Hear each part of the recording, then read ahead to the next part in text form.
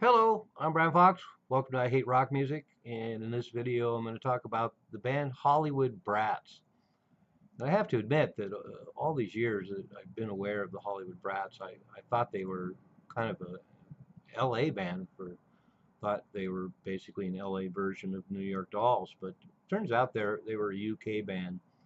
And they put an ad in a music paper in England looking for a guitar player at one point, and they wanted somebody that was drunk and like Keith Richards, and they got that really trashy sound. And I have to speculate that the New York Dolls went over to the UK in 1972, and I think they must have been a direct influence on the Hollywood Brats because the Hollywood Brats are basically a English version of the New York Dolls, and I mean that in the best possible way.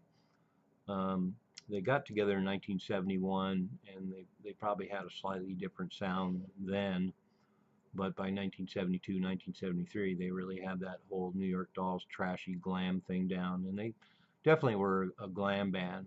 You see pictures of the band; they totally embraced the whole glam band thing. And interestingly enough, they were originally called the Queen, and then of course Queen came out in 1973, and they changed their name to the Hollywood Brats. And once again, I have to assume that was due to the influence of the New York Dolls. New York Dolls, Hollywood Brats. Um, Seems like they should have called themselves the London Brats or something like that. But apparently they didn't go over well with a lot of UK audiences, although Keith Moon really liked them. And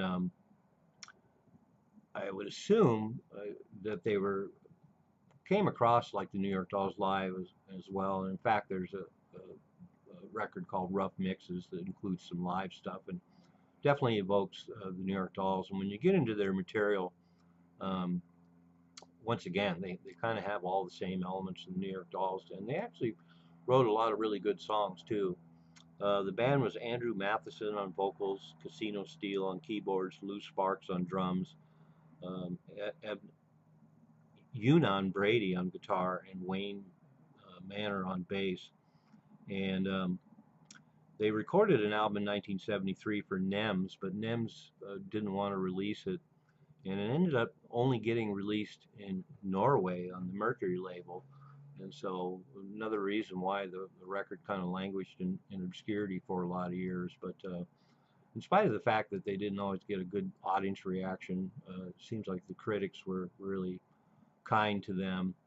And as I mentioned, the fact that the New York Dolls were a known quantity in 72, 72, 73, and that the UK produced their own glam punk band a la the New York Dolls.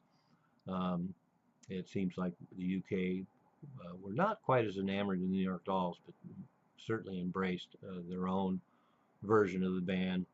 And a bunch of the members of the band ended up, not surprisingly, joining a lot of the up and coming punk bands. And so members of the band ended up playing with Reckless Eric, the band London SS, and the Boys, who put out a number of singles in the 77, 76, 77 period. Hollywood Brats were around from 71 to 75, and it's kind of surprising that having that long of a life, they didn't actually record more material. And so the Hollywood Brats album, as we know it, is readily available now in the modern era.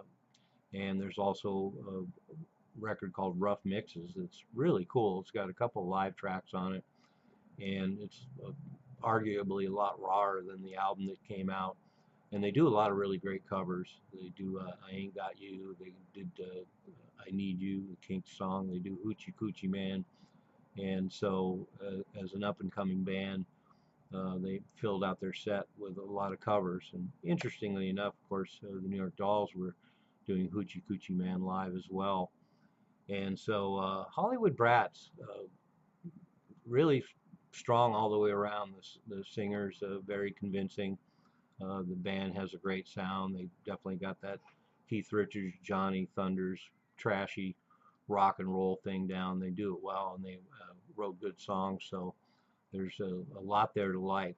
And so for anybody out there that loves the New York Dolls, loves that kind of trashy New York kind of sound, loves that kind of trashy Keith Richards sort of thing.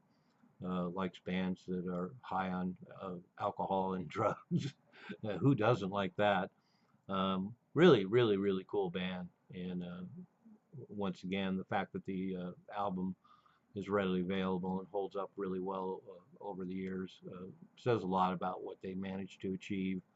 So Hollywood Brats, as usual, I'll post everything I can find that is on YouTube and post it below and check it out. But Hollywood Brats, I think, are a great band, a great addition to the whole glam era, and too bad they weren't more successful in their own time. I'm Brian Fox. Thanks for watching. I hate rock music.